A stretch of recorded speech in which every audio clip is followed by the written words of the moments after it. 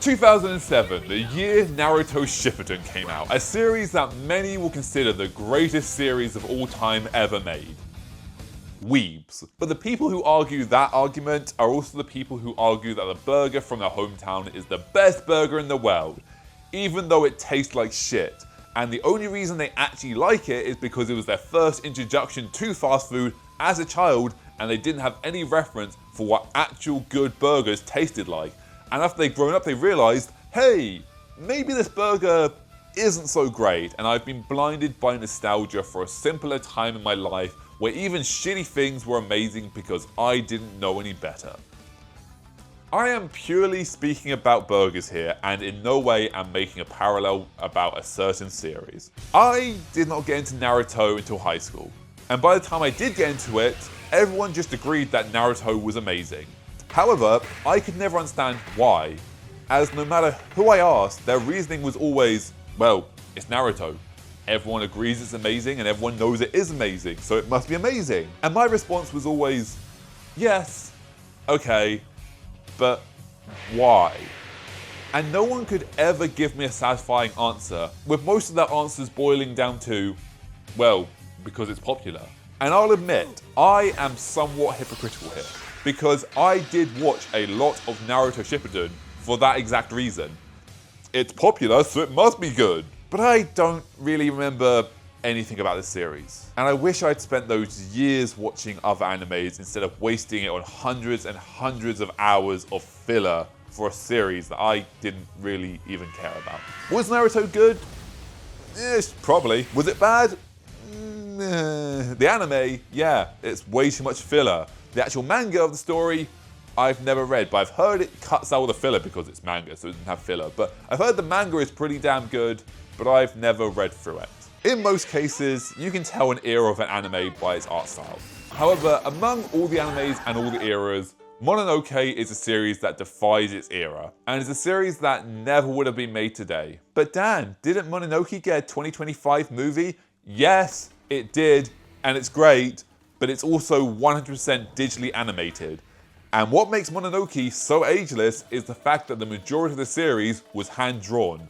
Ashes of Rage looks beautiful, but it's missing that essence of what made Mononoke so Mononoke. It's the same as recording a video in 4K 120 frames a second and then exporting it in a 4:3 aspect ratio at 360p with muffled audio to give it that 90s look. There's something about it that just feels off. Speaking of unique art styles, 2007 was also the year Kaiji Ultimate Survivor released, and this series is super depressing, which was intentional. It is a series that shows the clear divide between the power of the rich and the helplessness of the poor, and how life won't necessarily work out for you even if you try your best. This series is Squid Game 14 years before Squid Game, and has the very clear message of, you may be the main character, but that doesn't give you plot armor. It's another series that I really want to give Anime of the Year to, but there was another anime that came out this year that I have to give the award to. If the anime hadn't come out in 2007, yeah, absolutely. Kaiji Ultimate Survivor, Anime of the Year. If you like Squid Game, this series laid the foundation and is so much better than Squid Game. Squid Game is great, don't get me wrong, but you knew who was going to survive, who didn't. This series, you watch it like, oh shit, that's the main character, he's going to be fine. Oh, he's dead. Well, this guy's the main character, he's going to be, oh, he's dead as well. This guy will be, no, he is also dead. Wow. Guess they killed off a bunch of main characters in the first 3 episodes. Well, that's just the first arc, but whatever. Point being, you don't know who's going to survive, and main characters have no plot armor. They will just kill them off, unlike Squid Game where, gee, on one side of the rope we have all the main characters, and on the other side we have a bunch of no-names. I wonder which side of the team's going to win. Darker Than Black was just a really good series. It's an interesting story about humans who are unwillingly stripped of their emotions, but in return are given superhuman powers, and a massive supernatural mystery surrounding 2 mysterious spots on Earth, 2 organizations, and 2 different goals. Plus, it has an edgelord in a black cloak and a cool mask that I didn't cosplay to Comic Con or anything. But for anyone who knows me, knows there can only be one anime for my pick of 2017. Does it hold up? Maybe, maybe not. Perhaps I'm making a video on that very topic. I did originally have a massive 6-paragraph explanation that goes on a run about taxes and the education system here that's somehow related to anime.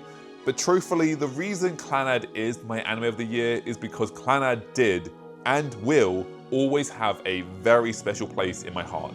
Whether or not it's as good as I remember it being, I watched it in high school, and a lot of what Tomoya was going through felt like something I could relate to at the time. And while watching After Story, I remember sitting on my bed thinking, this will be my life in a few years. I'll get a job, I'll integrate into society, I'll live in a flat, I'll have my partner, and I'll just live my life. And Clannad is just a story about life. No dramatic reveals, no big shifts. It's just people living their life with possibly magic that's never really actually explained. Clannad just felt so different. I don't know why, but it just always really stuck out to me as a series because it felt like it was a projection of where my life was going at the time. I had no goals in high school. I didn't know what I wanted to do. I just wanted to live my life, get a job, fit into society, and just live my life. I love this series. And while I joke about the Dangos and how I'm Dan and blah blah and all that, this series really spoke to me. It really touched something in my soul, and I think it's the first time that I ever felt that with anime. Years later, I'd watch series like Blue Period that I could understand and acknowledge the feeling and understand that if you get it, you get it, and if you don't, you don't. But Clannad, it was during puberty that I watched it. It was when I was getting flooded with hormones and emotions and I couldn't understand my own mind. And I don't think I understood the first time I watched it, and I'm only just realizing now that Clannad is one of those animes that if you get it, you get it, and if you don't, you don't. If you feel what the message is trying to tell you, you will feel it, and if you don't, no amount of words can do that. I love Clannad, and I'm so glad it exists. Check out this video to hear what my anime of the year 2008 was.